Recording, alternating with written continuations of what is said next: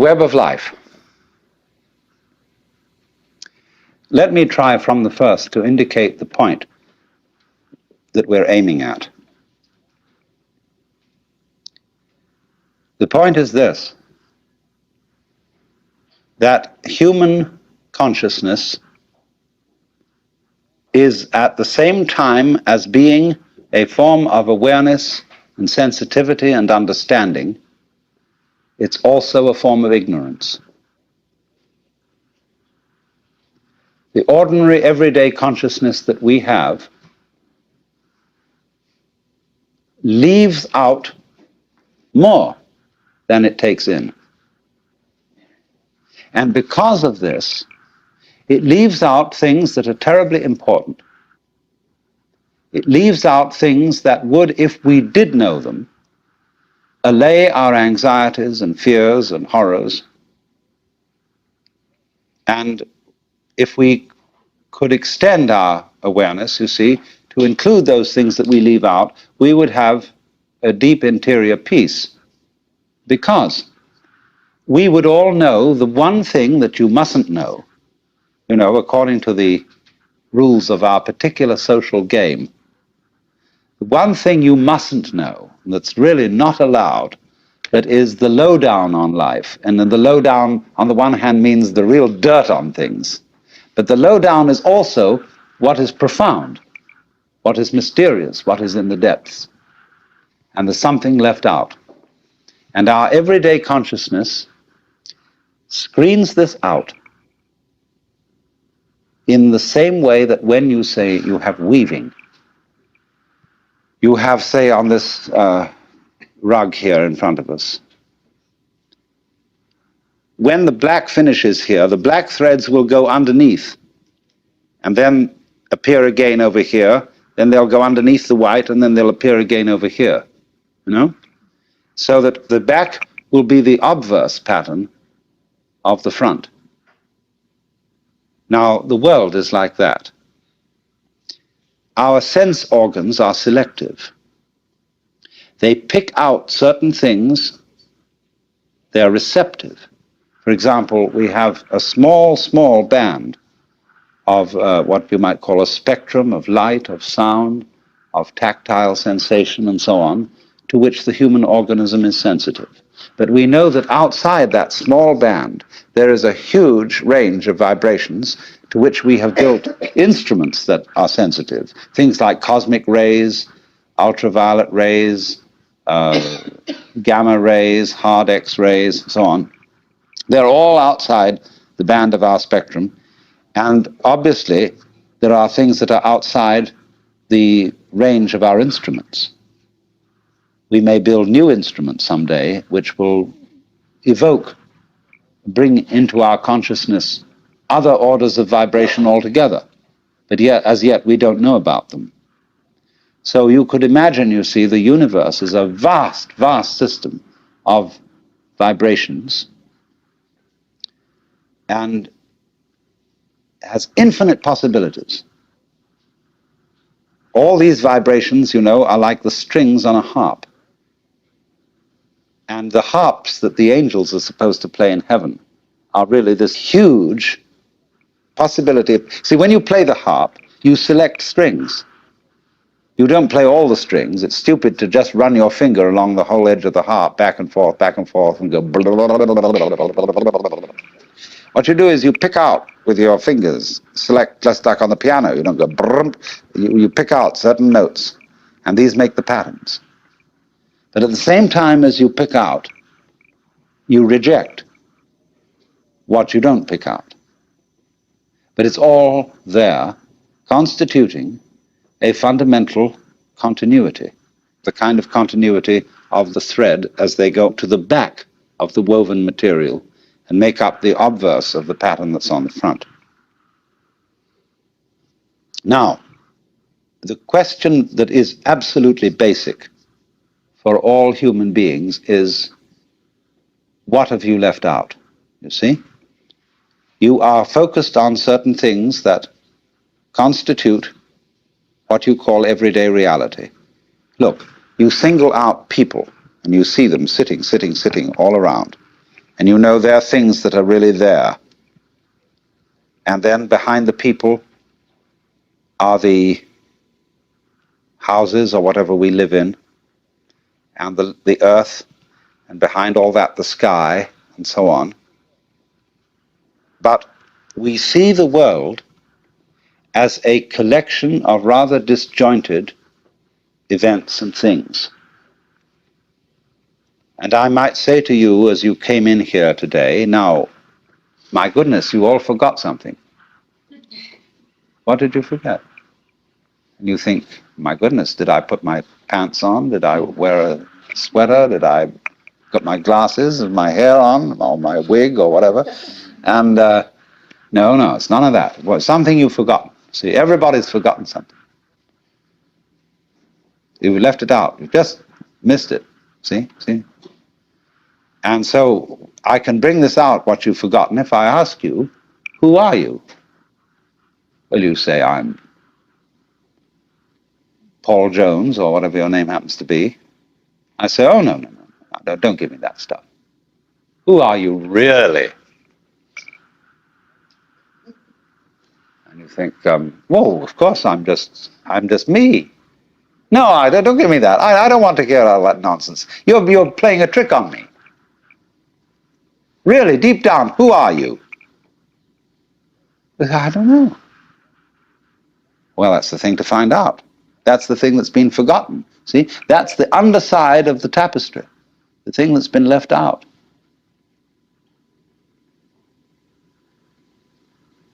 Because what we are carefully taught to ignore is that every one of us, fundamentally, deep inside, let's put it that way, is an act of, a function of, a performance of, a manifestation of the works. The whole blinking cosmos, with all its galaxies, and forever and ever and ever, whatever it is beyond that, what you might call God in the Western tradition, or Brahman in Hindu philosophy, or Tao in Chinese. Every one of us is really that, but we are pretending we aren't. And we are pretending with tremendous skill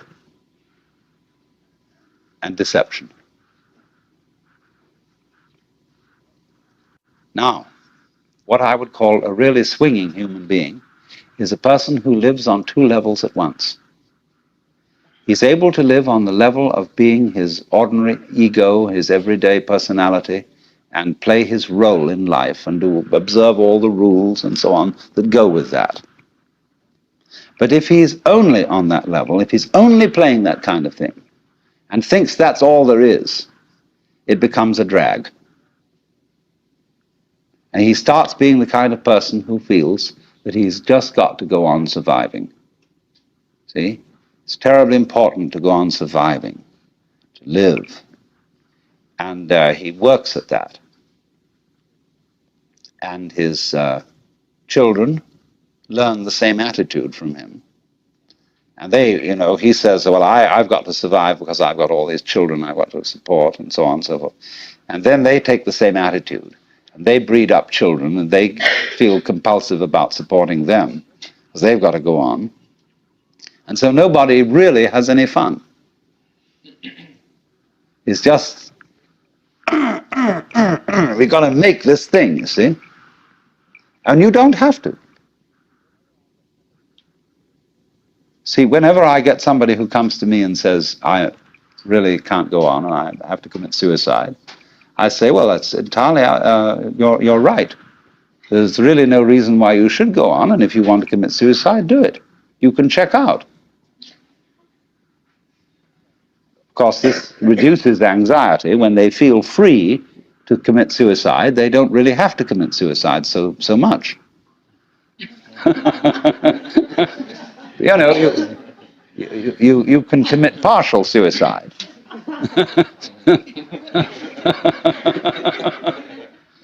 So the sense that you just have to go on living, see, that life is a must. When you say to anything spontaneous, see, life is spontaneous. It happens, in the words of the Taoists, zheran, which means of itself so. That's their Chinese expression for nature. What happens by itself, what isn't pushed, but it just pops up, you see? Like, I'll never forget, there was a great Zen master I knew once in New York.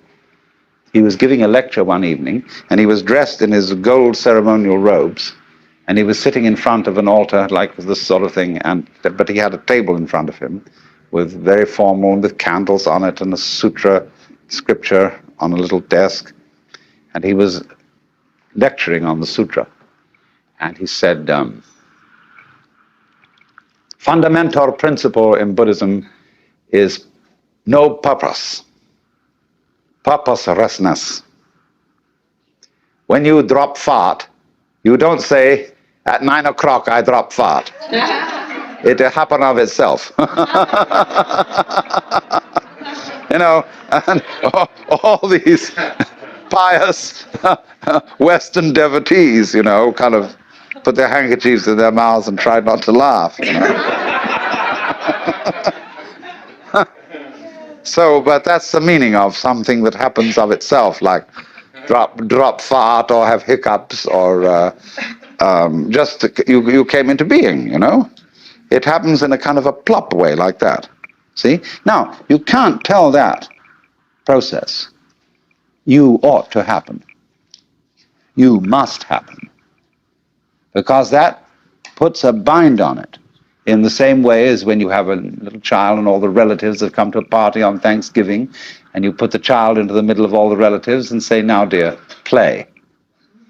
See, it absolutely bugs the child to do it like that. And so this is the problem for every artist. Because an artist is a man who makes his living by playing, whether he's dancing or painting or playing music or whatever it is. And he has to overcome this problem. He has to know how to play in public at a given time on an appointment. See? Now that's not an easy thing to learn. But when you catch on to the trick of it, you can do it. To play on demand. That's the hardest lesson of life.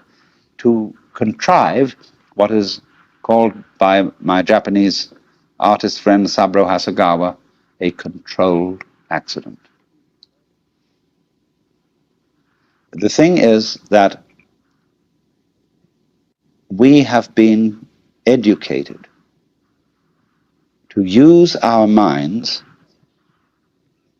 in a certain way, a way that ignores or screens out the fact that every one of us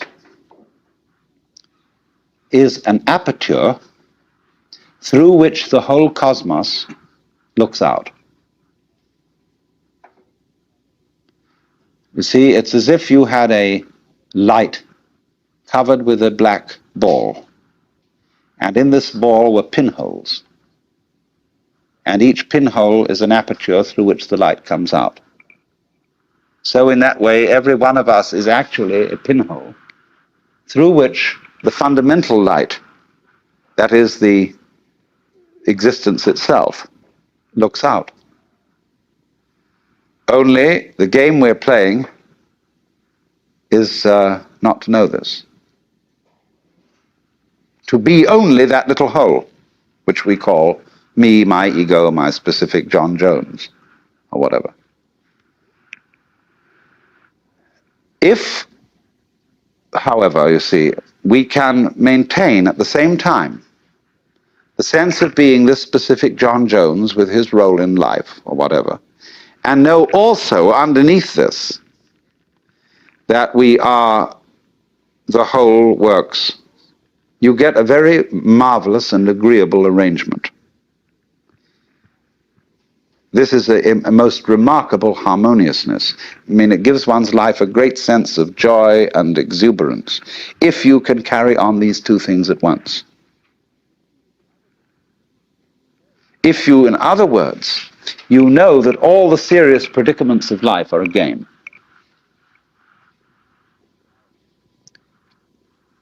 Now, I want to put it two ways. I'm not saying that it's a bad thing, something to be condemned, to take your own individual life seriously, in dead earnest, and to have all the problems that go with that.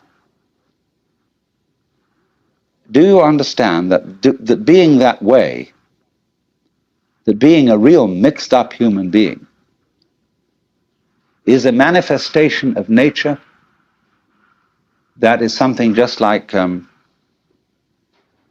patterns on the waves out here, or like a seashell? You know, we pick up shells. I always keep one around, sort of an example for many things, and say, my goodness, isn't that gorgeous? There's not an aesthetic fault in it anywhere. It's absolutely perfect. Now, I wonder if these fish look at each other's shells and say, don't you think she's kind of fat?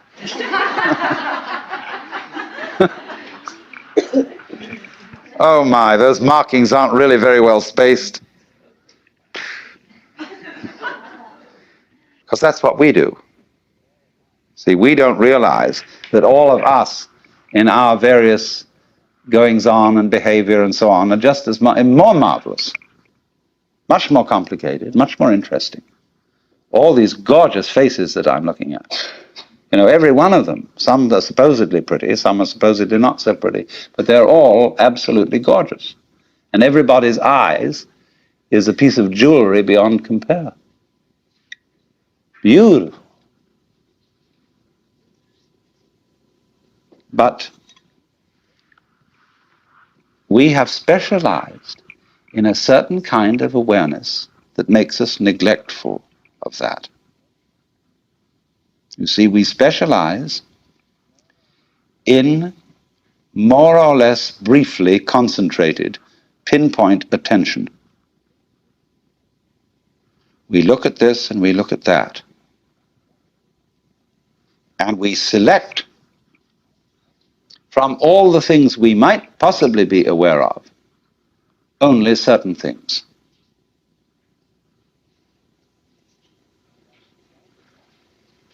And as a result of that, we leave out of our everyday consciousness, generally speaking, two dimensions of experience. One, amazing beauty of experience that we never see at all. And on the other hand, the very deep thing, the sense of our basic identity, unity with, oneness with the total process of being. See, because we are staring, as it were, at certain features of the landscape, we don't see the background. And because we get fascinated with, I could go into details of this shell, as I said, and put myself in the mind of a conch or whatever it is that lives in this thing, and to say, that's not so hot, that one. Like that, see? And so I wouldn't see the whole thing. But when I look at it like this, when anybody looks at it like that, we say, oh my God, isn't that gorgeous?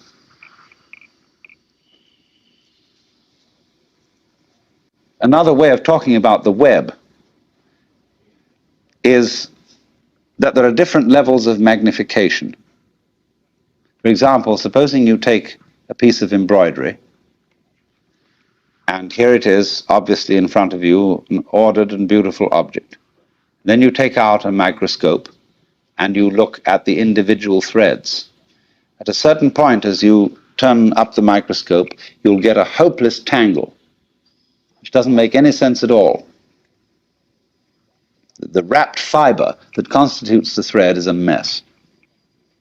Hasn't been organized, nobody did anything about it. But at the level of magnification at which you actually see it with the naked eye, it's all been organized. All right, now keep turning up that microscope Take one of those individual threads in the fiber that seems to be so chaotic and go into the constitution of that. And again, you will find fantastic order. You will find the most gorgeous designs of molecules. Then to keep turning it up. And again, at a certain level, you'll find chaos again. All right, keep going. And at another level, you'll find this marvelous order. Now you see, order and randomness constitute, in other words, the warp and the woof. Where everything is in order, everything's under control. In randomness, it's it's a mess. But we wouldn't know what order was unless we had messes. It's the contrast of order and messes that order itself depends upon. And so in this exactly the same way, it is the contrast of on and off, there and not there. In other words, life and death, being and non-being, that constitutes existence. Only we pretend that the random side of things, the disorderly side of things, could possibly win in the game of competition, or I would rather call it collaboration between the two. When you lose sight of the fact that the order principle and the random principle go together, that's exactly the same predicament as losing sight of the fact that all individually delineated things and beings are connected underneath. You know, just like mountains stick out of the earth and there's a fundamental earth underneath them, so all of us as different things, we stick out of reality and there's a continuity underneath, but you ignore that, you see. That's the thing that's left out. See, I'm just giving you many examples of the same principle. But really, deep down, we are, each one of us, everything that there is. Doing it this way, and then again that way, and then again another way, and that's what it keeps up doing forever and ever.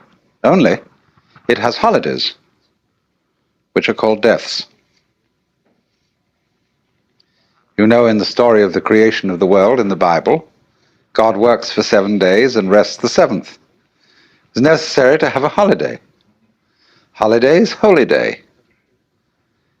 And the Sabbath, for the Jews, is Saturday, for the Christians is Sunday, because Saturday is the last day of the week, but Sunday is the first day of the week. And it's a slight difference of alteration between a Jewish temperament and a Christian temperament. Some people like to take the holiday and then do the work. Other people like to do the work and then take the holiday. And since the Jews do the work first and then take the holiday, they're always a little up on the Christians in business.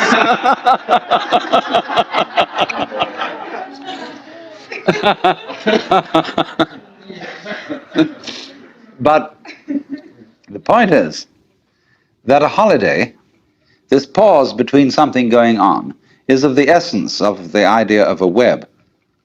For example, there's an famous Irishman who's supposed to have described a net as a lot of holes tied together with string. So the holes are very, very important. And these are the holy days. You see, the holes. This all goes together. So there must be that interval. And it exists on all kinds of levels. It isn't simply that there is, for example, a sound that is sounded. It is a vibration, and the sound goes on and off. Everything that we call sound is sound silence. There is no such thing as pure sound. You couldn't hear it. What you hear is that tap, tap, tap, tap, tap, tap, tap, tap, tap, tap against the eardrum. But it happens very fast, so that you get more of an impression of sound than you do of silence. that between every little undulation of sound, there is also an interval. When you listen to music, you hear a melody. But what you hear, actually, that makes the melody significant are the steps between the tones, what we call the intervals. And a person who doesn't hear intervals is tone deaf. He only hears noises. He doesn't hear the steps. So that interval between whatever happens is as important as what happens. So we'll call these two things, the sound and the silence, the life and the death, somewhat analogous in weaving to the warp and the woof.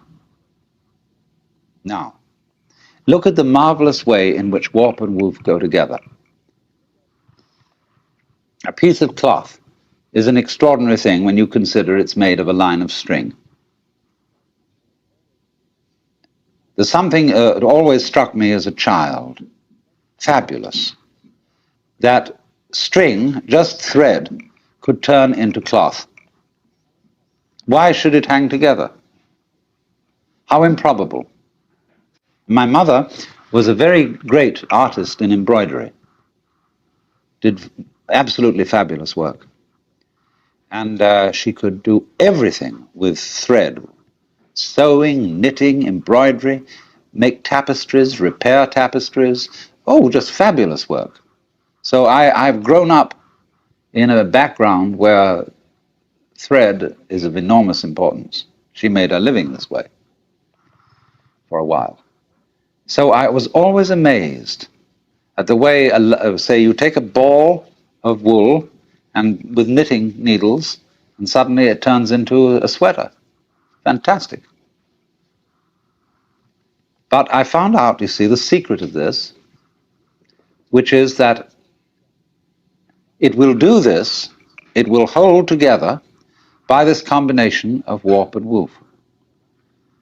By this process where one thread goes under the other, omits the next, goes under the other, and then the next thing does the same thing but in the opposite way. Connect that. And they hold each other up. For example, you can put two sticks of wood and lean them against each other, and they'll stand up. You know, the Chinese character for man looks more or less like that. And although this is simply the brush form, the brush abbreviation of what were originally the legs of a little human stick figure. There's a story that Japanese children sometimes learn from their mothers, that the reason this is the character for man is that two sticks lent together, as I described, will keep each other up, and the one depends on the other. It's mutual. And so in the same way, the existence of human beings depends on our supporting each other. Without that, no one of us can exist. But that, which may seem a little trite, a little sort of moralistic and so on, but it is absolutely fundamental.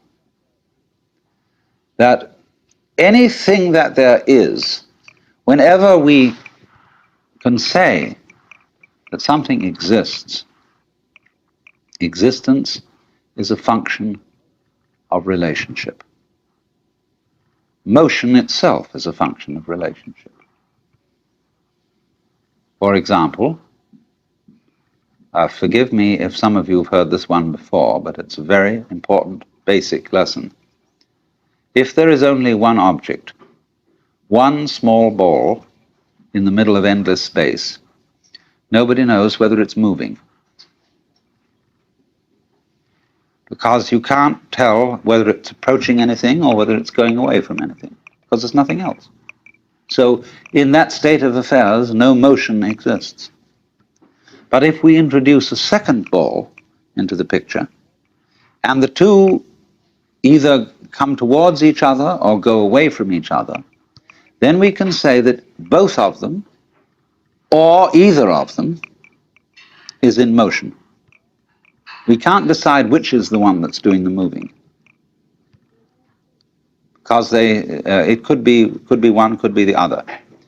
Now we'll put 3 balls into space, and we find 2 of them staying together and the other one going away. Now it's up to the 2 of them to decide whether the other one is going away from them or they are going away from the other, because 2 is a majority in this case. And the vote always, of course, goes to the majority, the universe being basically a democratic organization.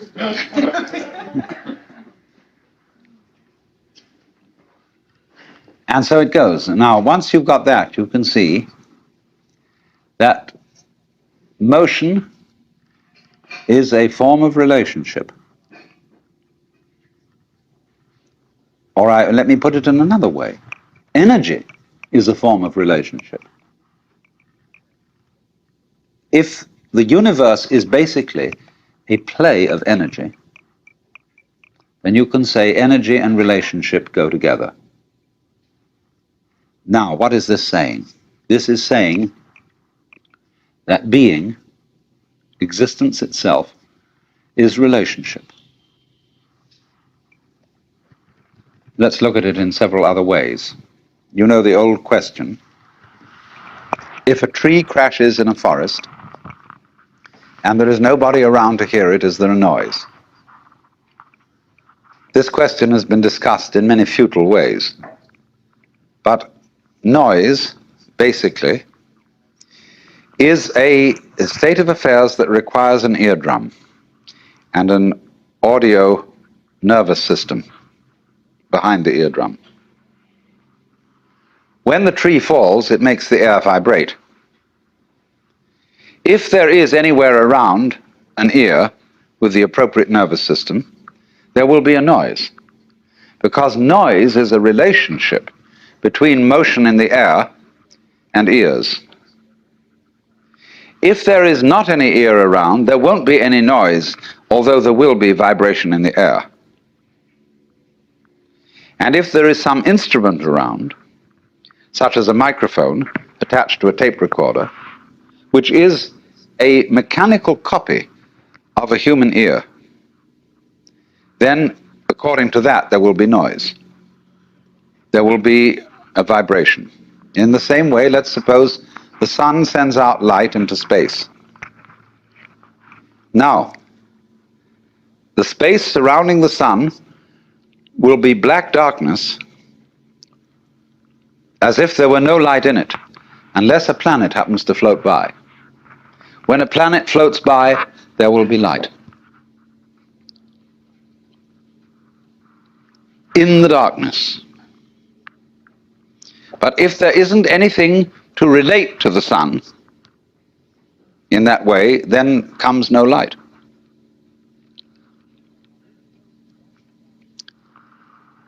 Now this goes right down to the root and ground of everything. It goes down to the essence of your nerves, of your whole being, that it's all an interdependence. And that's why one of the basic symbols of the universe is the Chinese yin-yang symbol, which you know is a circle with an S curve in the center.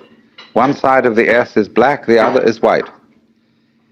And so it makes, as it were, 2 commas or 2 fishes.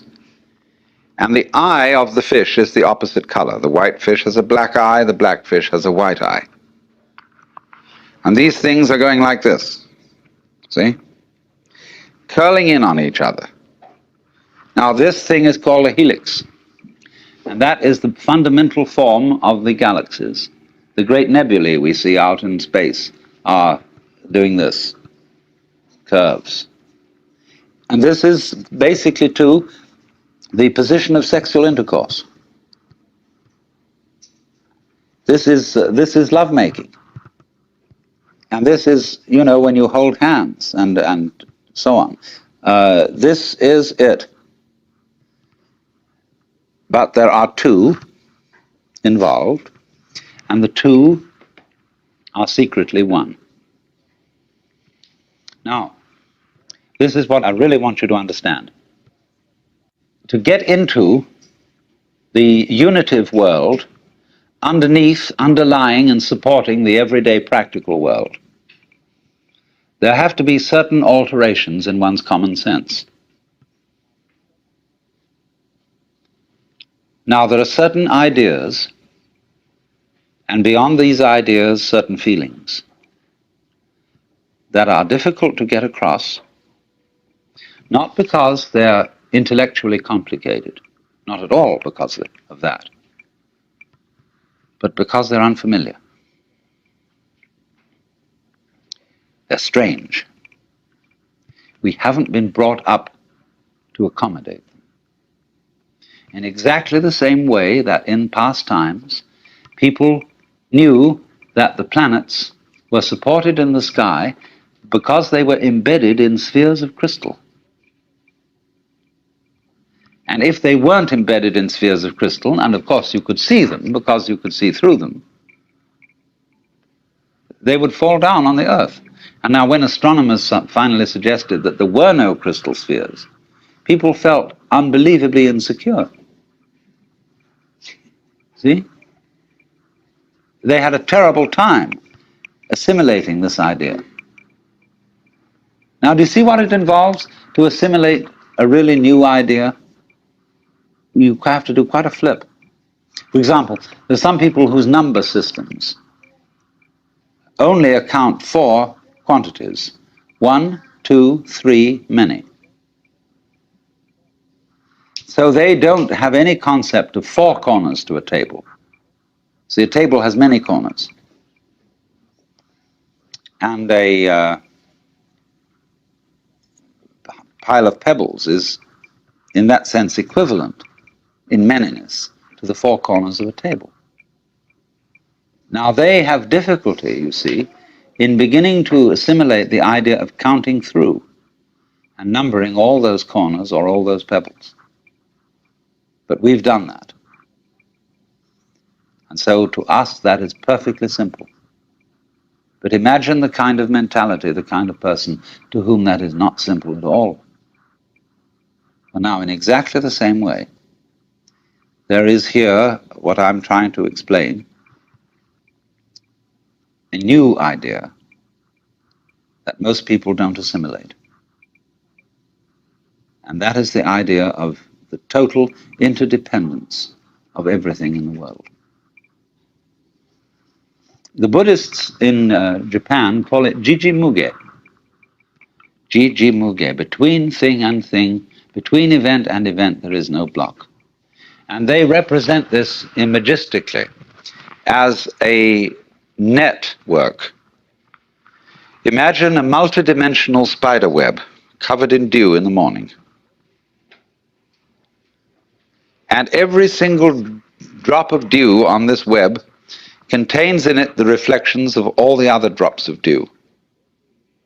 And of course, in turn, in every drop of dew that one drop reflects,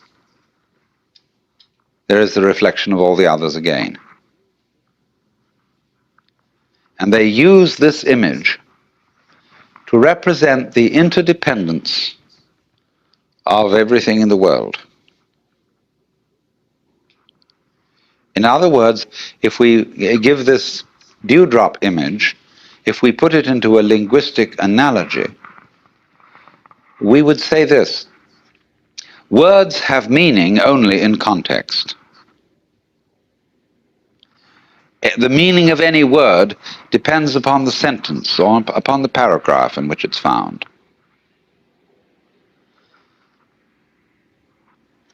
So that if I say, this tree has no bark, that's one thing. And if I say, this dog has no bark, that's another thing. So you see always that the meaning of the word is in relation to the context. Now, in exactly the same way, the meaning, as well as the existence of an individual person, an organism, is in relation to the context. You are what you are. sitting here at this moment in your particular kind of clothes and with the particular colors of your faces and your particular personalities, your family involvements, your business involvements, your neuroses and your everything. You are that precisely in relation to an extremely complex environment. So much so that if, let's take for example this piece of wood that forms a support to the beam out here. Now believe me, this is true. You can see that has little nubbles on it and so on. If it were not the way it is, you would not be the way you are. The line of connection between what is, it is, and you are is very, very complicated. Also, we could say, if a given star that we observe didn't exist, you would be different from what you are now. I don't say you wouldn't exist, but you would exist differently. But you might say the connection is very faint, is something that you don't ordinarily have to think about. It's not important. But basically it is important. Only you say, I don't have to think about it, because it's there all the time. See, for example, the floor is underneath you all the time. Some sort of floor, some sort of earth. And you really don't have to think about it. It's just always there, it's always around. If you become insensitive, you stop thinking about it. But there it is. And so in the same way, our subtle interdependence with, mind you, it's not just our plain existence, it's the kind of existence we have is dependent upon all these things. Also our plain existence, but that gets way down. But the fundamental thing is existence is relationship. In other words, if my finger up here is all alone and the wind doesn't move and nothing touches it, it stops knowing that it's there. But if something comes along and does, immediately it's aware that it's there. So,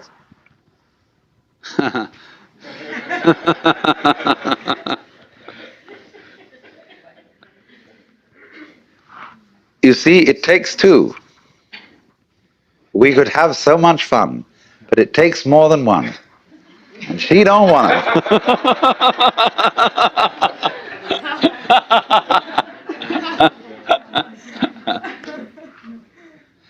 But in this way, you see, what we call duality, you can see, can't you, how duality is fundamental. It takes two. But duality is always secretly unity. Take the contrast between the words we use, explicit and implicit. They're very valuable words. What is explicit? What's on the outside? That's, say, how we come on publicly. Explicitly, we are thus and so. We have a fight. We're in competition, say, in business, explicitly. But implicitly, we've worked this out, that we've agreed in a secret way that nobody knows about, that this competition is extremely valuable to both of us. Take it politically, for example. Let's take the situation of Russia versus the United States. Explicitly, in public, this has to be a big fight. These two ways of life, these two ideologies are opposed. They say, no, we are... But behind the scenes, it's all been carefully worked out. You bet it has. That this opposition has to happen. Because our economy depends on it. And their economy depends on it. And everybody knows this who's smart. But there are a lot of people who get taken in by the propaganda, and they should be taken in because that makes the thing work. It's crazy. But that's the way it goes. And everything works this way. There is, for example, when swans start to mate, they are not sure what they're supposed to do. And they begin to fight. I had a long talk about this with C.G. Jung. He lived on the edge of Lake Zurich, and he had a little summer house right on the water's edge, and there were many swans there. And I was getting up at the end of a conversation with him, and we were beginning to walk back to the main house, and I said, "Isn't it true that swans are monogamous?" And he said, "Yes, they are." He said, "Do you know, I have had most interesting relationships between these swans and many of my female patients who thought they were homosexual." I mean, Jung wasn't a sexual snob. I mean, he understood all the legitimacy of all kinds of sexual variations. But he said it has been a point of departure for our discussions. And he said it's a very funny thing that when they begin to mate, they start fighting. And they don't know what it's all about, and then suddenly the fight turns into lovemaking. So that's what I mean. Underneath opposition, there is love. Underneath duality, there's unity. That Tweedledum and Tweedledee agreed to have a battle. So, you see, here's that weaving principle. The things hold together by over, under, over, under, over. And that creates a stuff, it creates a fabric, it creates clothing, it creates shelter, it creates what we call matter. Matter, mata, mother, and also the same word, maya, illusion. See, the world as a marvelous illusion. Now, we've got to go into this. Look at another form of the thing. You can play it not only by two as one, but you can play it by three as one. You know the trademark for Ballantine's Ale, which is 3 interlocked rings. Now, the way these rings are interlocked is such that they are joined only if the 3 of them are present. If you take one away, the other 2 fall apart. This is a very interesting phenomenon, but it can be created physically with steel rings. Their cohesion depends on all 3 of them being present.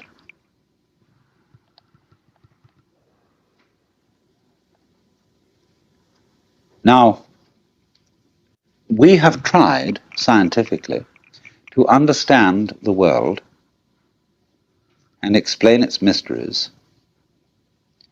by analyzing the smallest particles of things that exist. Inquiring down, what is this thing we call flesh or call steel or stone? What is it made of? Go down into the midst of it. And that's given us a certain understanding. But only half of the understanding. Equally important is not what is the tiniest particle, but in what context is the tiniest particle. You see? In relation to what is it? Just as the word bark, as I showed you, has different meanings in different sentences. So cells, molecules, atoms have different properties in different contexts.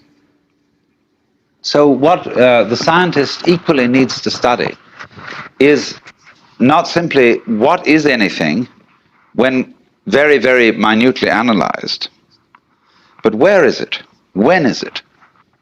That makes all the difference.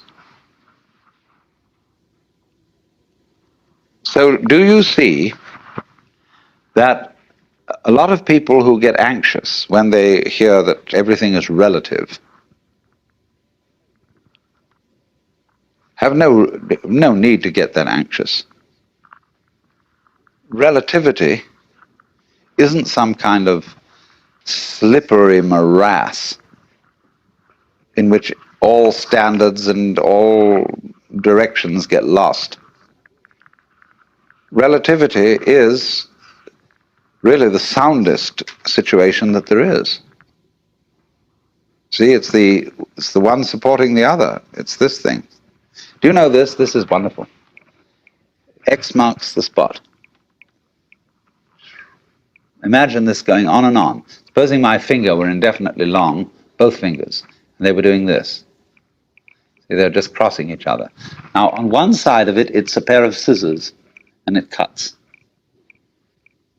What is it on the other side? Why, it's opening female legs, saying, please come in. This utter softness, utter receptiveness. On the other side, it's but on this side, it's please, please, please, please, yes, welcome. And everything's based on that. See, it's this way. Sharpness, teeth, biting, spines, crab shells, all that kind of thing, you know. On the other side, it's the melting softness of life. See, they go together just like that.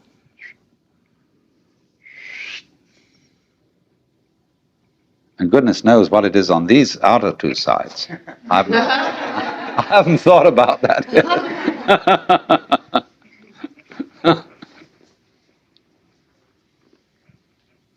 So, if you see that, if you get that principle, you can feel yourself not sort of just rattling around in the world as a kind of, somebody who's been stuck down there. But you can feel yourself going on in absolutely exact relationship with everything around you. And this is very beautiful. It isn't just that you are here looking at what's out there, like you might be photographing it with your eyes. It's that if that there wasn't there, you wouldn't be here. The outside thing that you see and the inside thing that you are poles of the same magnet, or back and front of the same coin, and without one there isn't the other. That means, of course, then, that we are living in the midst of a world of animals, vegetables, minerals, atmospheres, astronomical bodies, that's highly intelligent. Its intelligence concentrated, crystallized in our brains. That's where it comes out, you see. In any field, let's take any field of forces, we take a chemical solution, and at certain critical points in this chemical solution, the crystals start to form. And so in the same way, the total intelligence of this whole universe crystallizes in human brains. Also in other kinds of brains. But that's where it really comes out. But it's the total intelligence of the whole field that does this.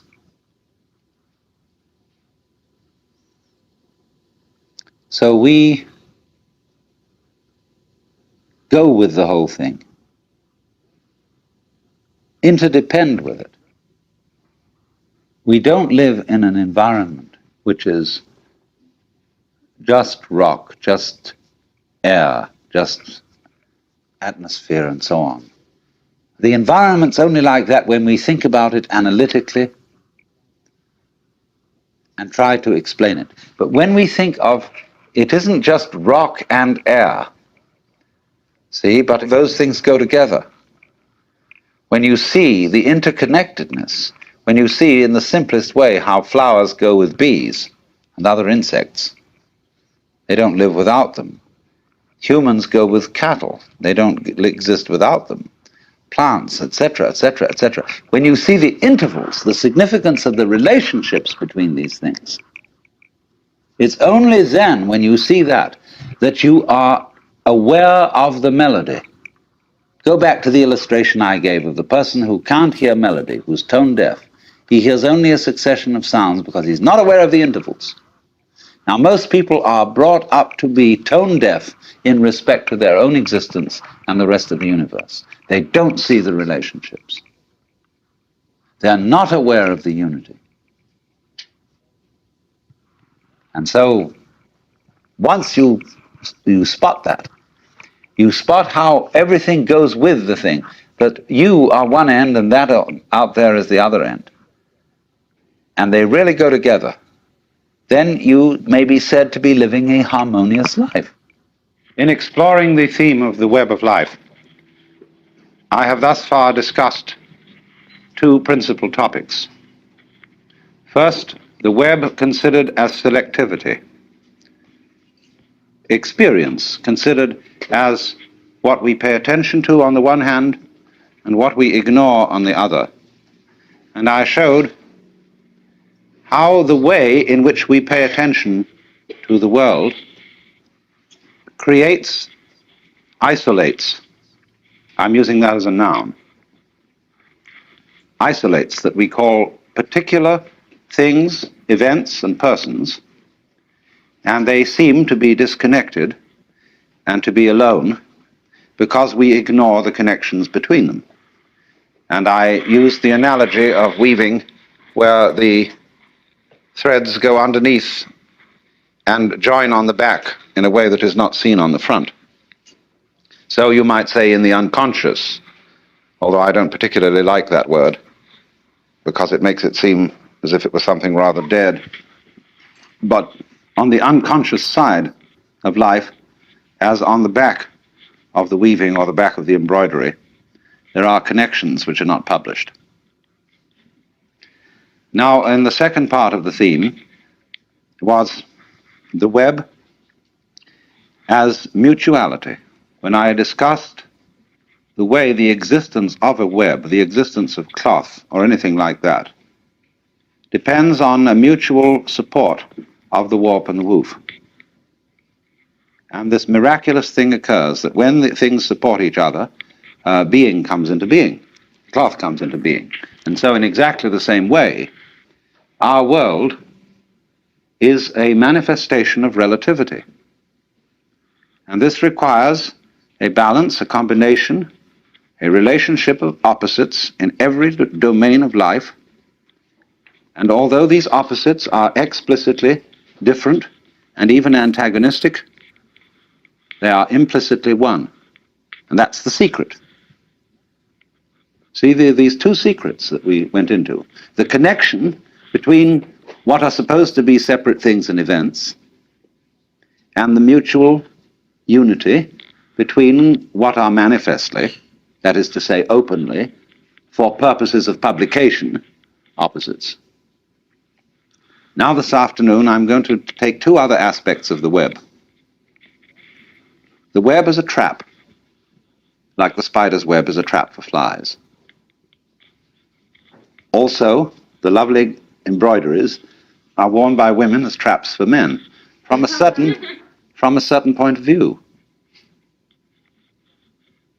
And I want to consider the web as something playful. You see, there are so many ways of looking at it. And you will find that all these ways are right, but what we need is the fullness of the view. There are people, for example, who can see the web as a trap and get stuck with that. There are people to whom existence is simply hateful. They see it as nothing but a ghastly mistake. The Lord really erred when he created this world, because he arranged it in such a way that everything lives by eating something else. And what I'm doing is I'm describing a certain point of view, you see. I'm not exactly philosophizing, I'm describing a point of view.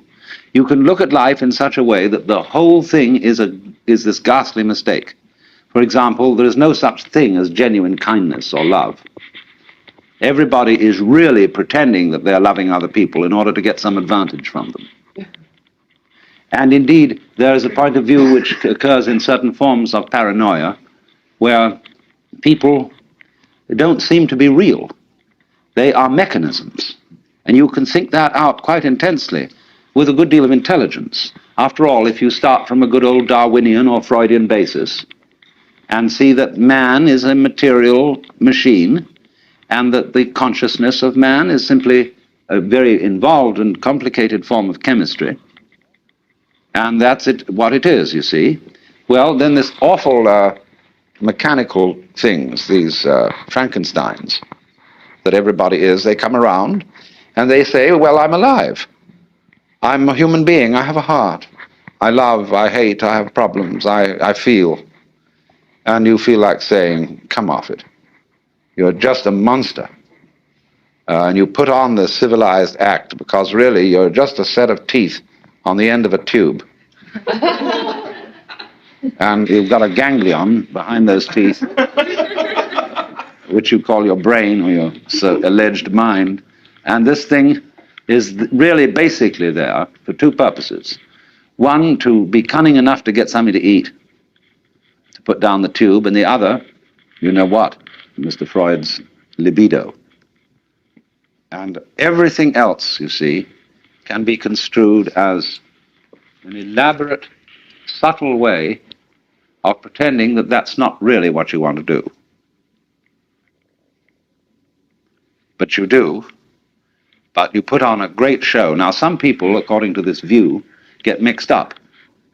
They so repress that what they really want to do is to eat and to screw, that they get involved in higher things that are the masks for these activities, and think that that's the real purpose of life. And then they become what's called neurotic. And because they get involved in being pure camouflage. So that's what's called escaping from the facts, not looking at life, not looking at reality correctly.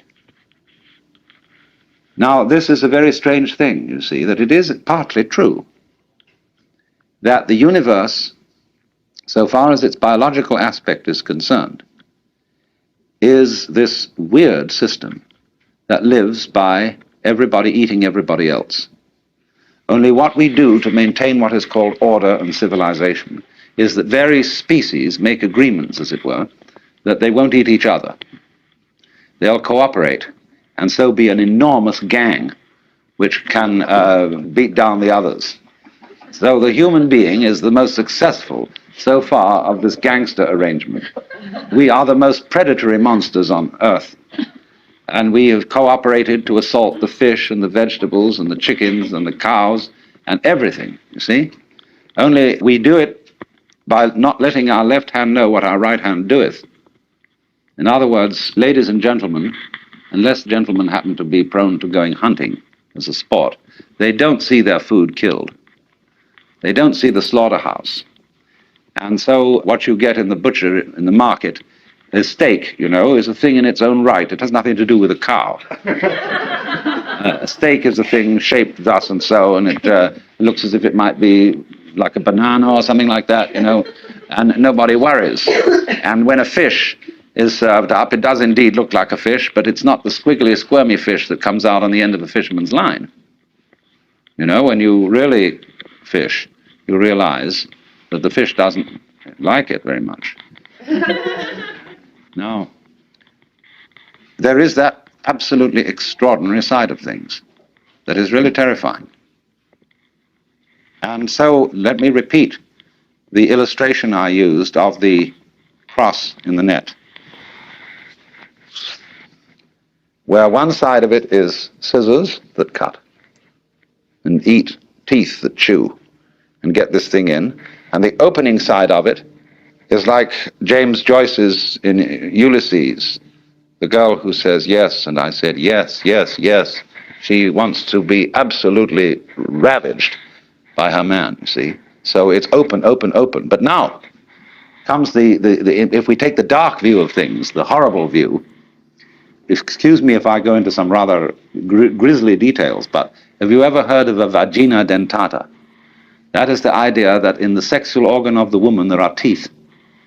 And a lot of men have this fantasy and so are rendered impotent. They don't make love because they feel that the price of this blessed experience, this creative experience, this loving experience, is you're going to get trapped. You're going to get emasculated. You're going to lose your precious member. And this is a very ancient fantasy. It appears throughout all known history.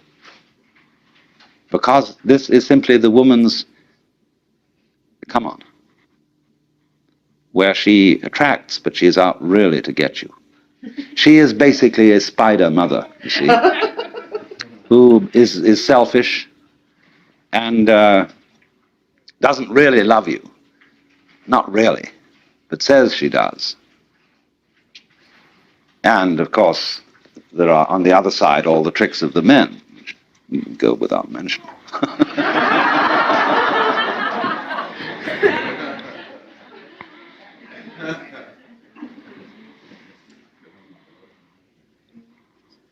So this is a view of the world as a system of mutual exploitation and of maximal selfishness. Now, it's a very profitable view to explore. Everybody should do in their lifetime sometime two things. One is to consider death, to observe skulls and skeletons, and to wonder what it will be like to go to sleep and never wake up. Never. That is a very gloomy thing for contemplation, but it's like manure. Just as manure fertilizes the plants and so on, so the contemplation of death and the acceptance of death is very highly generative of creative life. You get wonderful things out of that. And the other thing to contemplate is to follow the possibility of the idea that you are totally selfish. That you don't have a good thing to be said for you at all. You are a complete, utter rascal. Now, the Christians have avoided this, because although they say in their Episcopalian form of confession that we have erred and strayed from thy ways like lost sheep, and we have followed too much the devices and desires of our own hearts, too much, you know.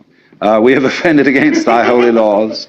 We have left undone those things which we ought to have done, and we have done those things which we ought not to have done, and there is no health in us. But it ought to be different. And we're going to do our best to amend with the help of God's grace. And that is a real con act, because if you equate health with genuine love and perfect unselfishness, then in that sense there is no health in us when we look at ourselves from this point of view. Now, when you go deeply into the nature of selfishness, what do you discover? You say, I love myself, I seek my own advantage. Now, what is the self that I love? What do I want? And that becomes an increasingly ever-deepening puzzle. Now, I've often referred to this when you say to somebody else, I love you. It's always rather disconcerting to the person to whom you say that if you imply that you love them with a pure, disinterested, and holy love. They automatically suspect it as being a little bit phony. But if you say, I love you so much I could eat you. That's an expression, it's a way of saying to a person, you attract me so much that I can't help it. I'm absolutely bowled over by you, I'm gone. And people like that. Then they feel they're really being loved, that it's absolutely genuine. But now, I love you so much I could eat you. Now what the devil do I want? I certainly don't want to eat the girl in the sense of literally devouring her, because then she'd disappear.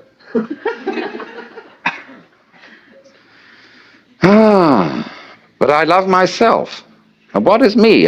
In what way do I know me? Well, it suddenly occurs to me that I know me only in terms of you. See, when I think of anything that I know and that I like, then it's always something that can be viewed as other than me. I can never get to look at me, real me. It's always behind. It's always hidden. And I really don't know it well enough to know whether I love it or not. Maybe I don't. Maybe it's an appalling mess. But certainly the things I do love and that I want from a selfish point of view, when I really think about them, they're all something else that's in a way outside me. Now, we saw that there is a reciprocity, a total mutual interdependence between what we call the self and what we call the other. That's the warp and the woof. And so, if you are perfectly honest about loving yourself, and you don't pull any punches, you don't pretend that you are anything other than exactly what you are, you suddenly come to discover that the self you love, if you really go into it, is the universe. You don't like all of it. You're selective about it, as we saw in the beginning. Perception is selection. But on the whole, you love yourself in terms of what is other. Because it's only in terms of what is other that you have a self at all. So then, I feel that one of the very great things that C.G. Jung contributed to mankind's understanding was the concept of the shadow. That everybody has a shadow. And that the main task of the psychotherapist is to do what he called to integrate the evil. To, as it were, put the devil in us in its proper function.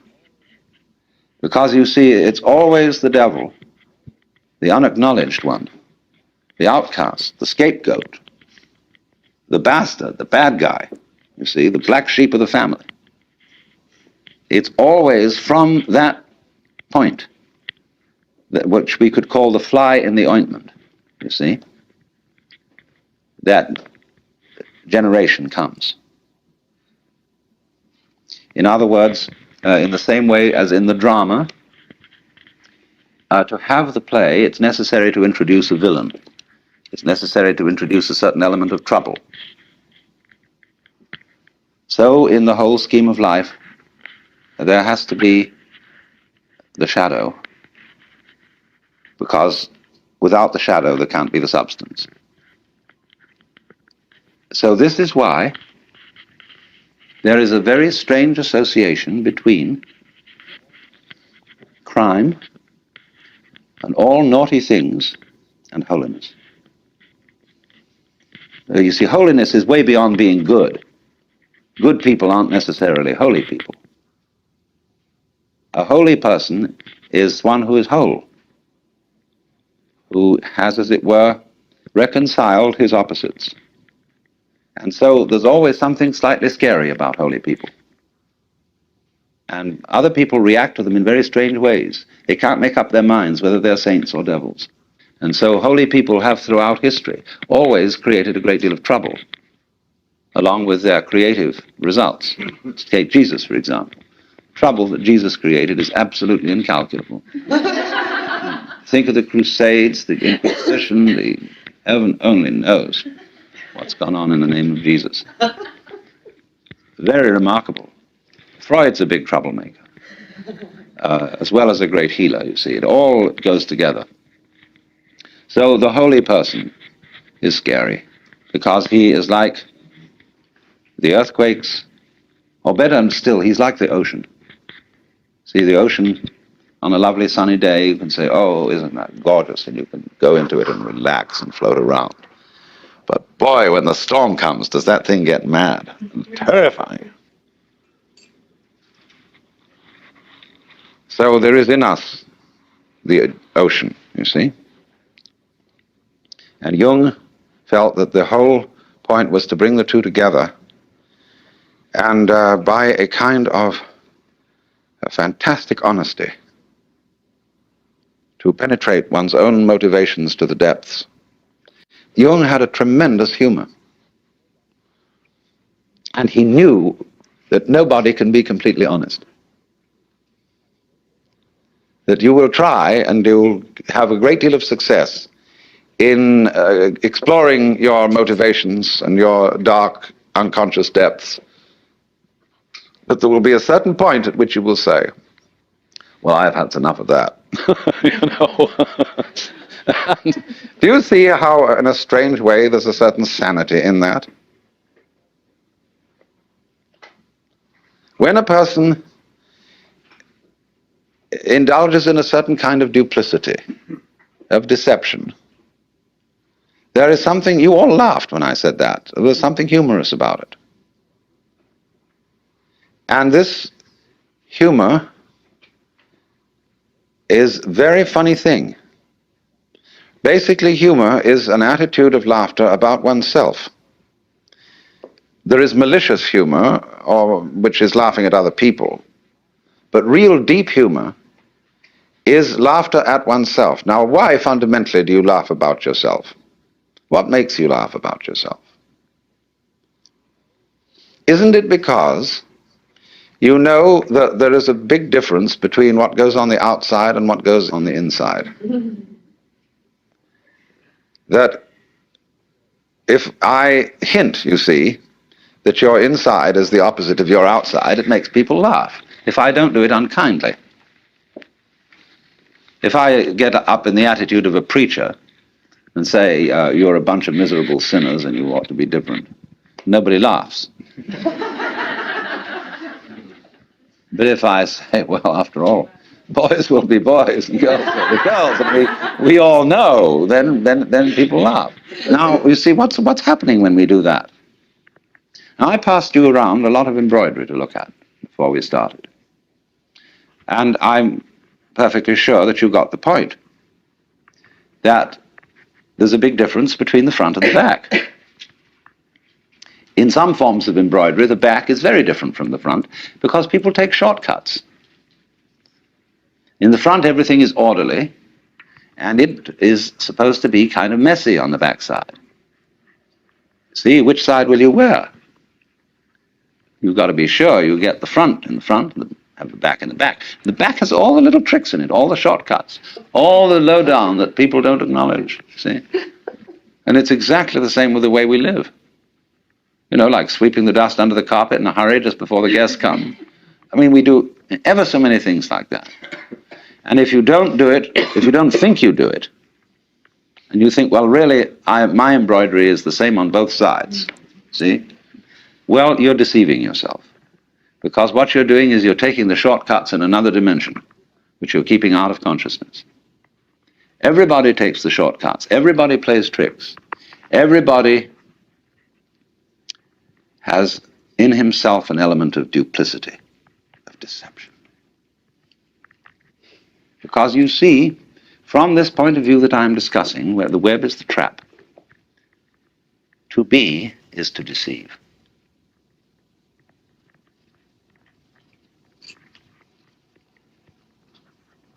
Think of camouflage, the chameleon who changes its color. Think of the butterfly pretending it has eyes. Think of the flower saying to the bee, like my honey? The bee says, wow. But then that means that the bee has to be, and it has to go on living, and all the trouble it takes to go around collecting honey and raising other bees and organizing itself and doing that dance which tells the other bees where there's more honey. There's all that stuff to do. But the flower was deceptive. Now, in the same way, I've often said, life is a drama, and a drama is a deception. It's a big act. When you peel an onion and you don't really understand the nature of an onion, you might look for the pit in the center, like any ordinary fruit has. But the onion doesn't have a center. It's all skins. So when you get right down, there's nothing but a bunch of skins.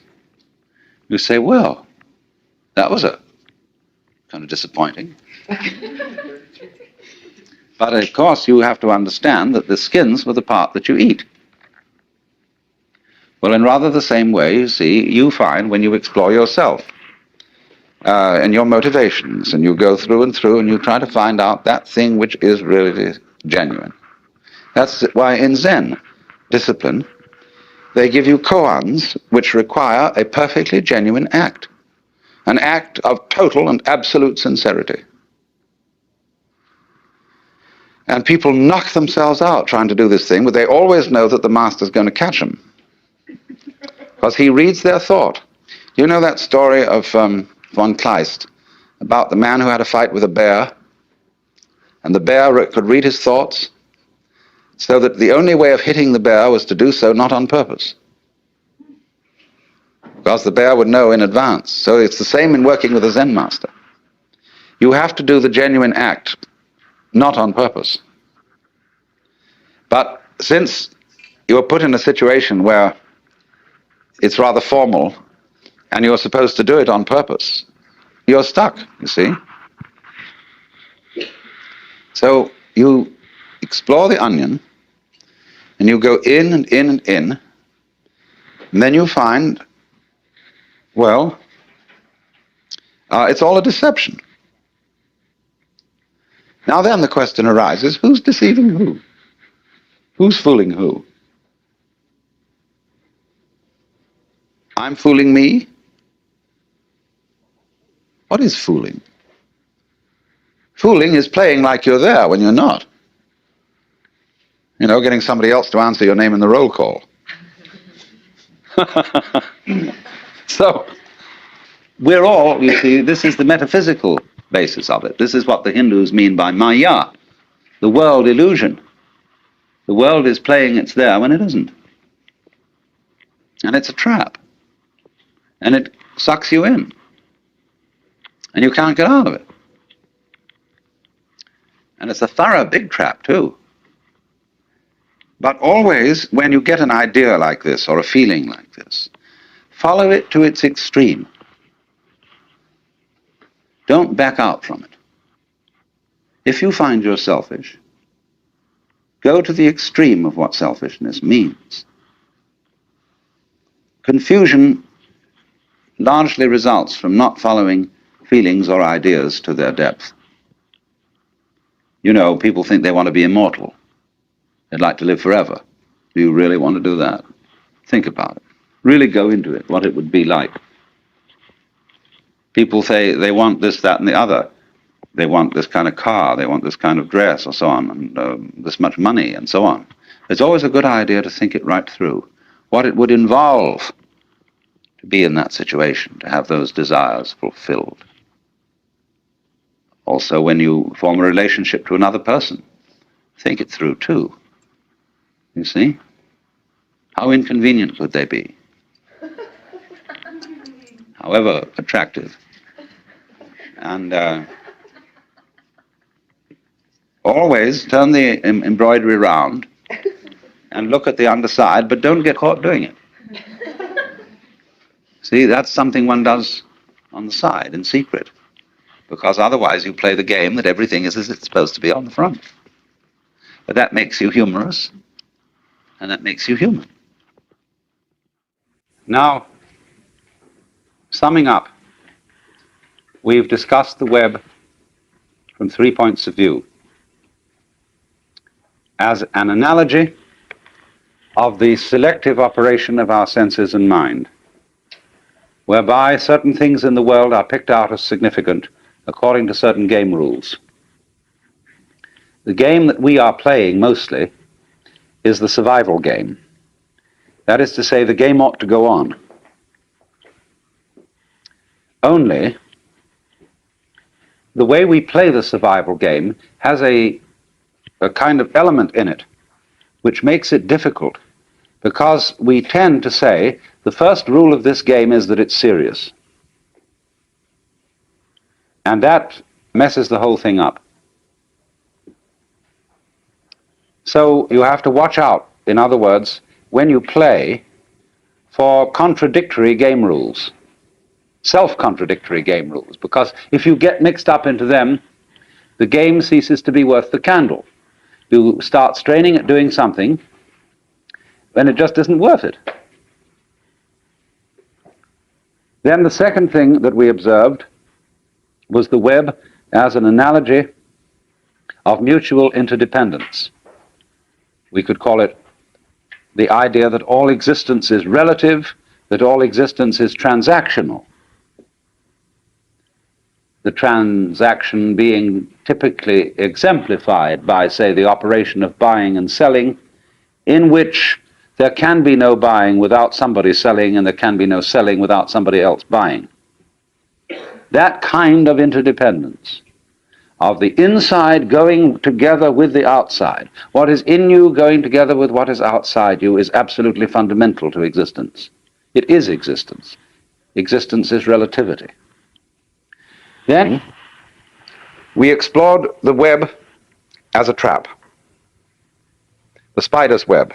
"Won't you come into my parlor?" said the spider to the fly.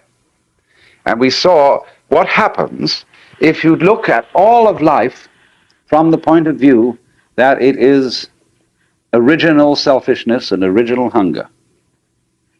And we found that if you take that point of view to its ultimate extreme, it dissolves.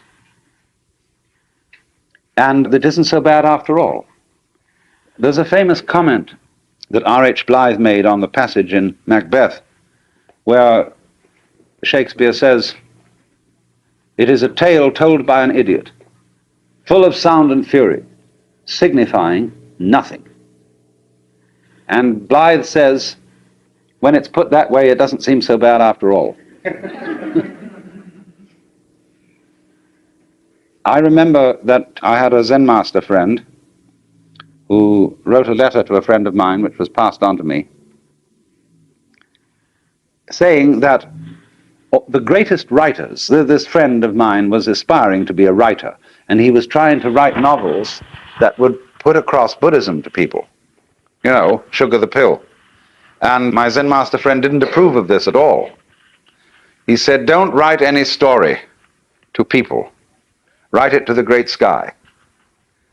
Because all the real masters of literature, especially novelists and storytellers, are great masters of nonsense. Think of Lewis Carroll. You can use Lewis Carroll, and he did use Alice in Wonderland, as a Zen textbook. Because 'twas brillig and the slithy toves did gyre and gimble in the wabe. And that's Zen. I had a discussion with a great master in Japan on the last visit there, and we were talking about the various people who are working to translate the Zen books into English. And he said, that's a waste of time. If you really understand Zen, he said, you can use any book. You could use the Bible. You could use Alice in Wonderland. You could use the dictionary. Because, he said, the sound of the rain needs no translation.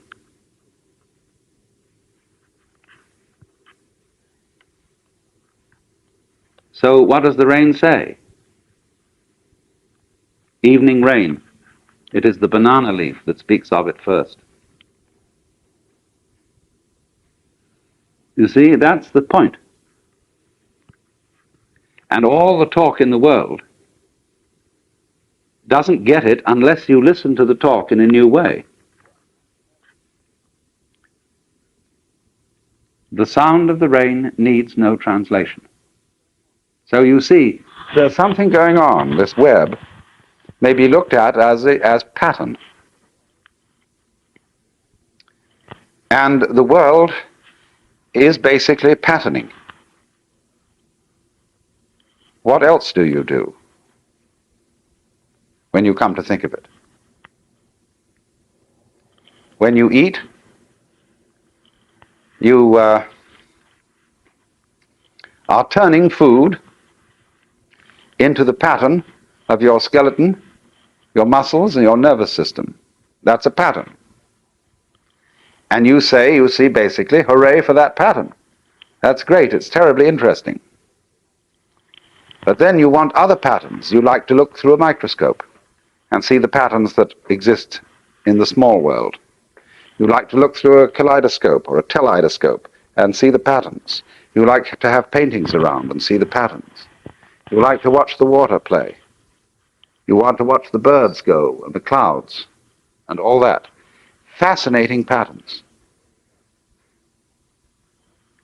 And that really does, doesn't it, seem to be the point. I mean, what do you do when you're very rich and you want, let's take some rascal of ancient times who became very rich by all sorts of skullduggery and warfare and so on. He got himself a suit of armor, a beautiful sword. And he had the armorer make the most intricate patterns, arabesques of inlaid gold on the steel. Why? Because it's, as they say among the Pennsylvania Dutch, it's for nice. It's a great thing to have all that jazz.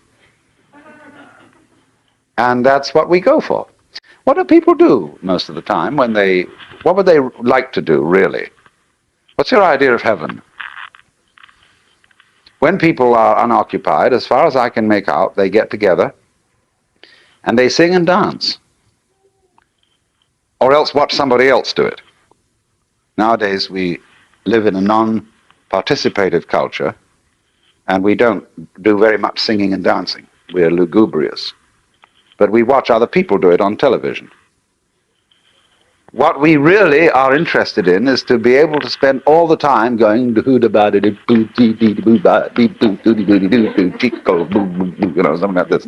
And that's what our heart's doing, that's what our lungs are doing, it's what our eyeballs are doing, and it's what all these fantastic capillaries of the veins are doing. They're going just doody boo doo hubba bubba ba boo ba dee dee dee dee. See? And that's the point. Now the thing is, ought this to be allowed? You know, dare we admit it? Because we've been brought up, you see, in a cultural context in which the universe is presided over by somebody serious. And it's only very, very occasional obscure references in the Jewish and Christian scriptures to the idea that God dances. Of course, in Hindus, they know Shiva dances, and all the gods dance, and they're represented in the dance.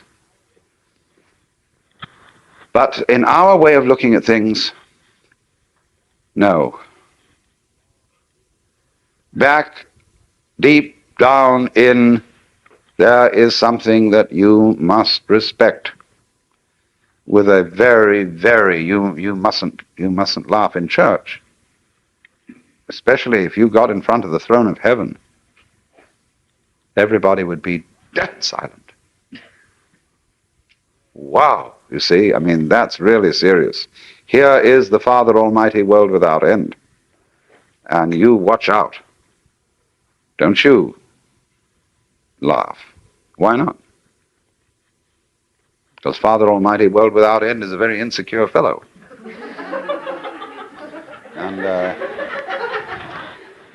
if anybody laughed, he might feel uneasy, you know, that there was something wrong going on. That someone challenged his power. So he is a funny fellow, you see, as we've mythologized ultimate reality in the form of this cosmic grandpapa, who is also a king and is demanding above all things reverence and respect. So it's difficult for us, because of that cultural heritage, to accept, to accommodate our common sense to the idea that the web might basically be playful. That it might be like somebody saying, "Won't you come and play with me?" A child. And the other child has some little hesitation. "I don't know whether I ought to play with you. You come from the wrong side of the tracks." Or, "I don't feel like playing today. I feel serious. I don't think play is important. We ought to do something real, like wash the dishes for mother." Who, incidentally, has forgotten that the whole point of washing the dishes is playful. You know, you don't wash the dishes for a serious reason. You like the table to look nice, you know. You don't want to serve up the dishes for dinner with all the leavings of breakfast still lying on them. So why do you want the table to look nice? Well, again, it's for nice, you see. You like the pattern of it that way. People get terribly compulsive about doing these things. And they think that going on arranging the patterns of life is something that's a duty. That means a debt, that you owe it to yourself or to your family or to someone or other. You're in debt. See, that's the trouble. When a child comes into the world, the parents play an awful game on it. Instead of being honest, they say, "We've made such great sacrifices for you. Here we are, we've supported you, we've paid for your education, and you're an ungrateful little bastard." And the child feels terribly guilty, because what we do is we build into every human being the idea that existence is guilt. The existentialists make a big thing of this, and you watch out for them, because they're hoaxers. And they say that guilt is ontological. If you're not feeling guilty, you're not human.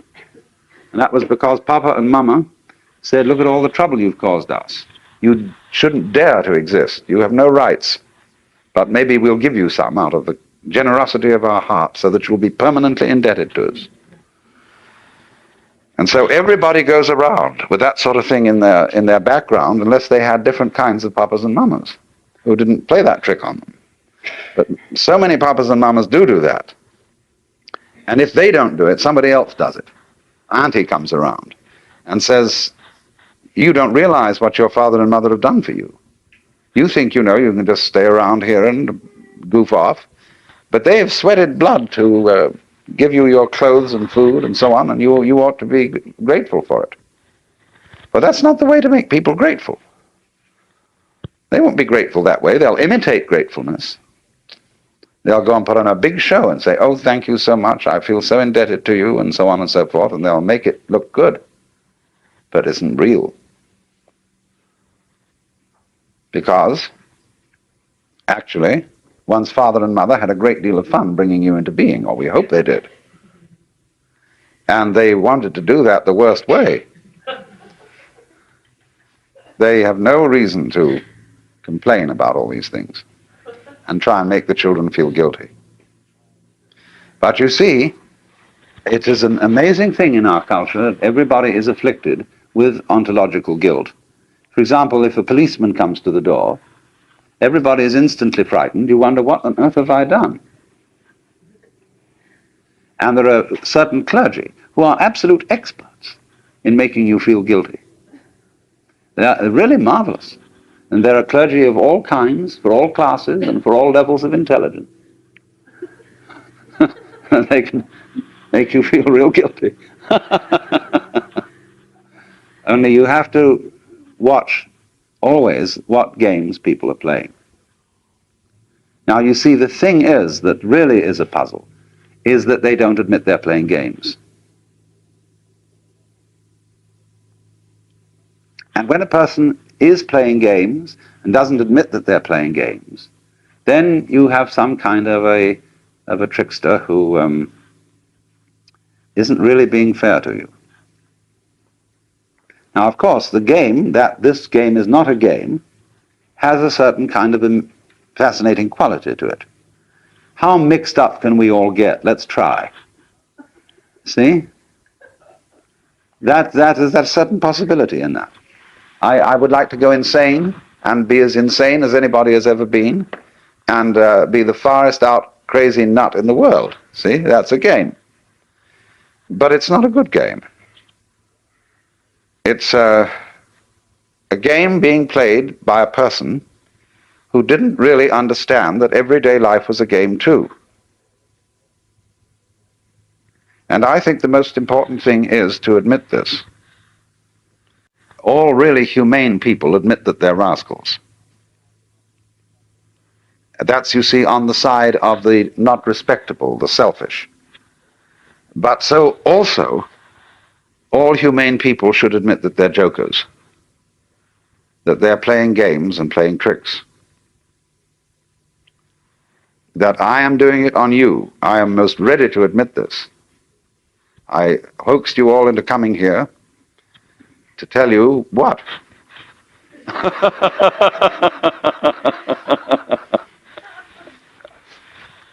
This was a trap, you see, but I'm going to make it an entertaining trap so that you won't feel so badly about it. Now, this is philosophy, but I think philosophy is like music. You go to a concert and you listen to somebody play Bach or Mozart or Beethoven. And what's all that about? You know, it isn't about anything except dee dee dee dee dee dee dee dee dee dee dee dee. You know, that's what it's about. And so, in the same way, as I conceive my work as a philosopher, I'm simply pointing out that existence is the same kind of a thing as a Bach invention. It's going this way and that way, and hills and waters going all out there, and the fish are going around in it and breeding, and the ducks are doing this, that, and the other. And that's the same thing as dee dee dee dee dee dee dee dee dee dee dee dee. See? So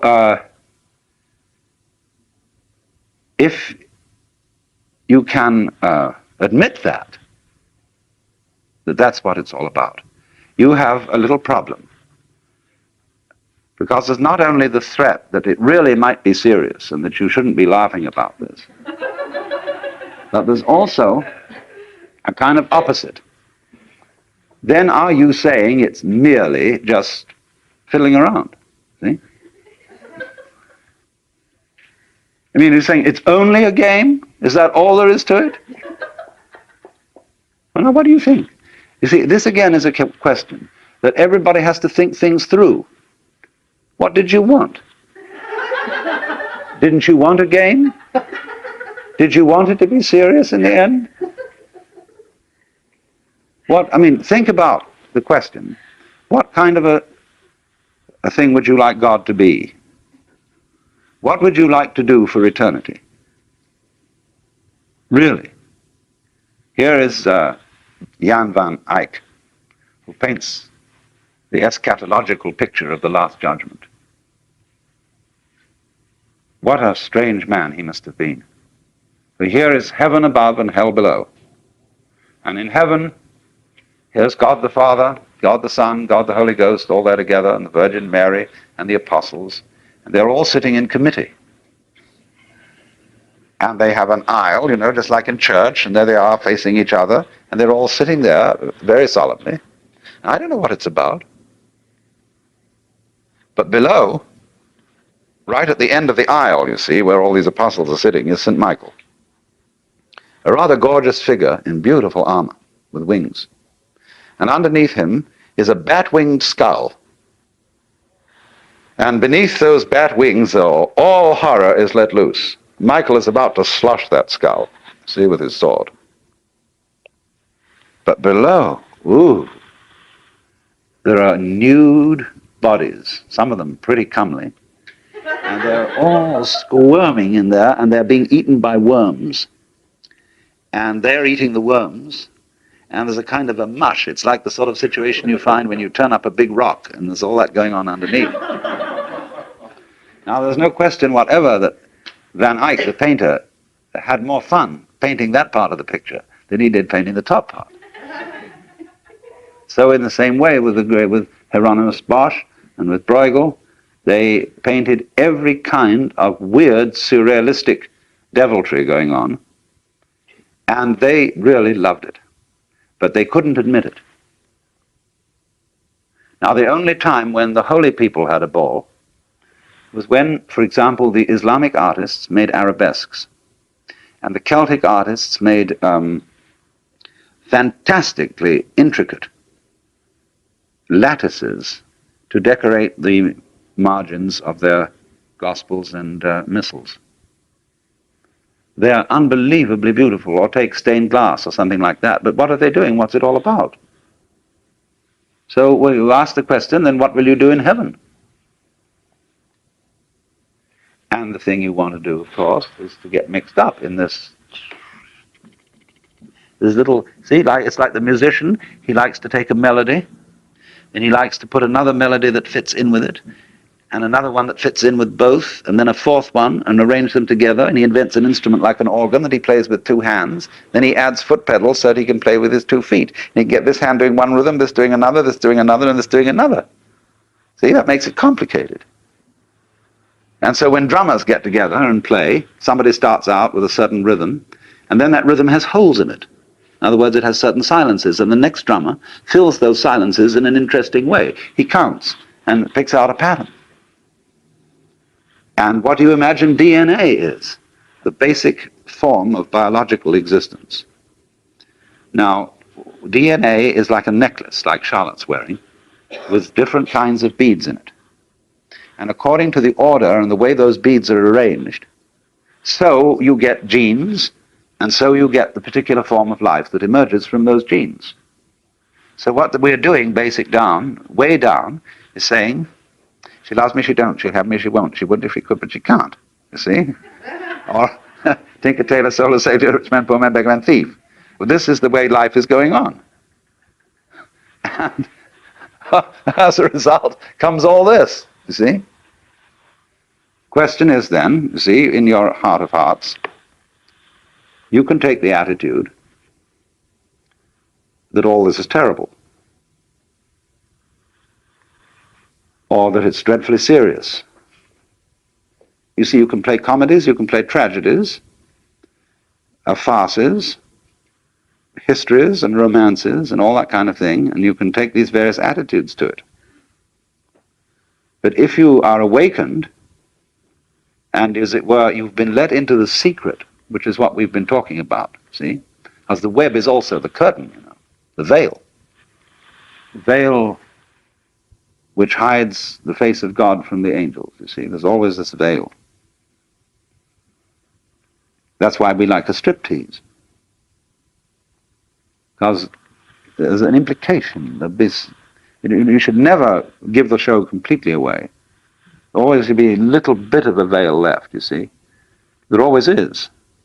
Because even if you find the striptease artist gets completely naked, there's really something hidden. What's the motivation? What sort of a person is she? Would I really like to embrace her?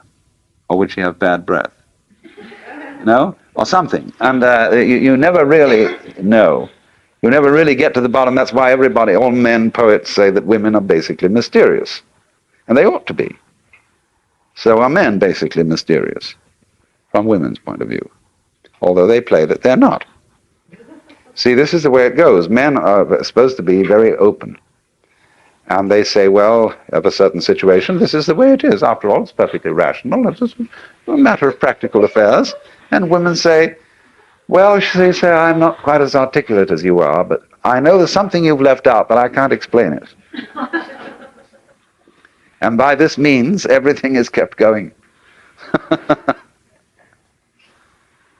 So, what I'm saying is, I think this.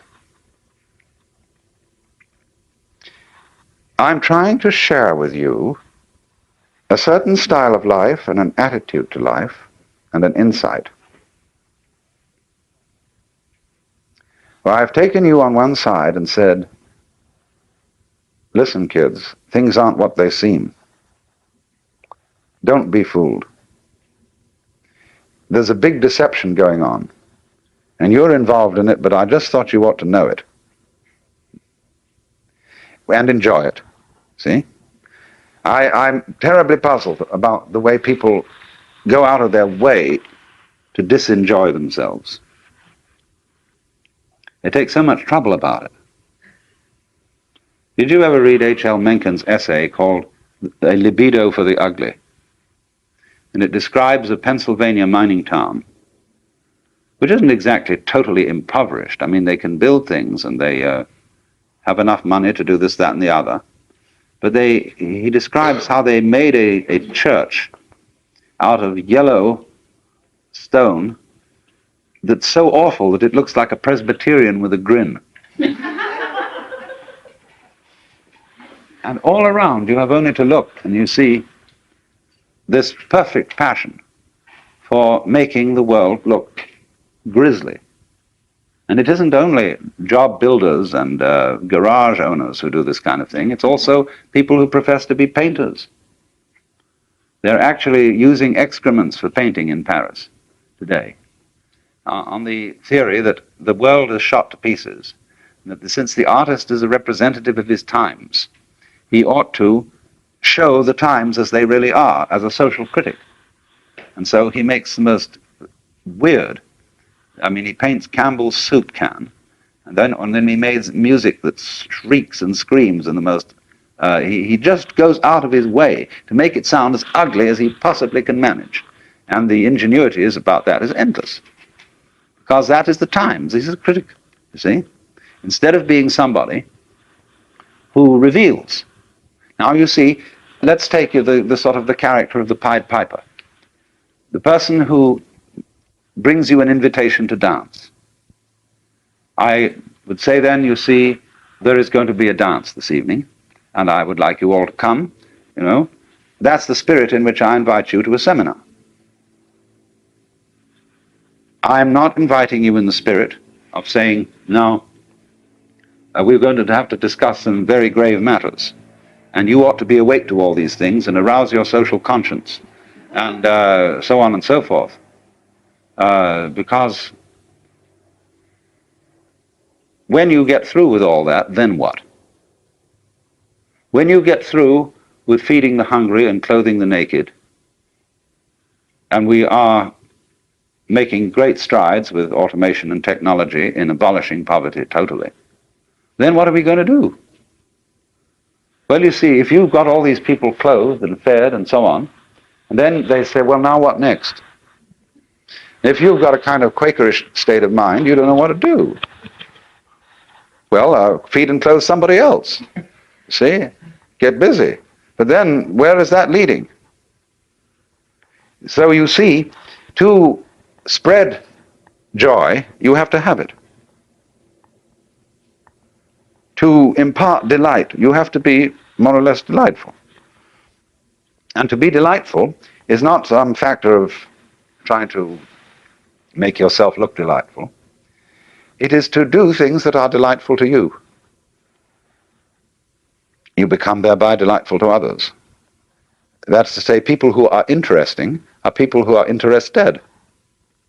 Any person, for example, who is constantly thinking about all sorts of other things and other people and so on, because they're fascinating, becomes a fascinating person.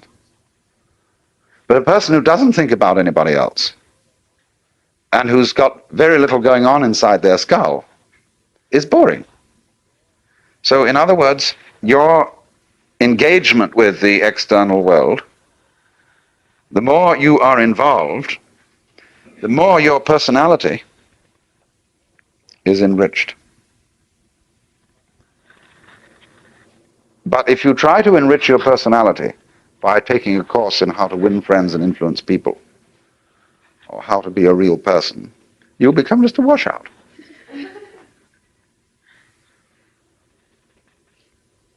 because you will be in a kind of small circle. You'll be, as it were, you'll be like somebody trying to get a good nutrition by biting his nails, and then the fingers next, and then half an arm gone, and so on. And you're entirely nourishing yourself with yourself. Now, of course, on a vast scale, the universe does that. It eats itself up. That's why the symbol of the snake swallowing its tail is a very fundamental, archaic symbol of life. But the way it's done is that the snake has in some part of the ring a place where it's not sensitive. It's called the unconscious, where it doesn't know that what comes to it in the form of food is actually what left it in the form of excrement. That thing is, don't mention it. After all, as the Lord said at the beginning of the universe, you must draw the line somewhere. And so, as a result of there always being a kind of gap, that's the gap, like where the electric spark jumps. That's the thing behind your head, behind your eyes, that you could never get to look at. It's the gap. And because of that little gap, the circle doesn't just revolve in a dull way, just go round and round and round like a boring thing. It has rhythm. See, if I say, yoy, no rhythm. See, it's just one long sound. After a while we say, oh, cut it out. Or we just become insensitive to it. But what we want to hear is a break in it, you see. And we want to hear it go on and off and vanish and come back again and so on. And it sets up a rhythm. That becomes interesting. That's putting gaps between, you see. We need those gaps. So now you see it, now you don't. Now you see it, now you don't. Oh, that's pretty dull. So what we're going to do is this. We're going to have you see it 3 times, and then with a regular not see it between them. Then there's going to be a longer not see it after that one. And then I'm going to do something very complicated after that so that you don't really know when it's going to come next. So there's going to be a surprise. You know how we all do that? And interesting people are those who do this in very involved ways. Dull people, sort of people who put their hats on absolutely straight, are the kind of people, for example, who have the same meal every day, exactly the same thing, always. See? Have no inventiveness. They have the same routine, they go to the same office, they answer the same kind of letters, and that's that. See? But then if they want to start up a more interesting kind of business and make more money, then they have to figure out, let's take the people who make clothes. They figure out fashion. It's going to be a new thing for ladies, a new style this fall. We're going to make them do long skirts instead of the short skirts, middle skirts. And the skirts go like this. Then finally they thought about having topless women. They're going to play around with that and have an absolutely scandalous ball. But that's the whole thing, you see. It's this thing of rhythm. And yes, you ask, well, I see that. What is doing this rhythm? Who, after all, am I? And as you explore deeper and deeper and deeper into the nature of yourself, you find that you're a rhythm doing a rhythm. And behind that, there's another rhythm doing a rhythm. Your vibrations. And once again, you meet our friend the onion. And who is doing all this? Why, he disappeared. Came around, there it was, and we were looking for him, and he vanished. And then just when we weren't looking for him again, there he is. But every time we try to see, he isn't there. Now, do you see that? That situation is what's called life.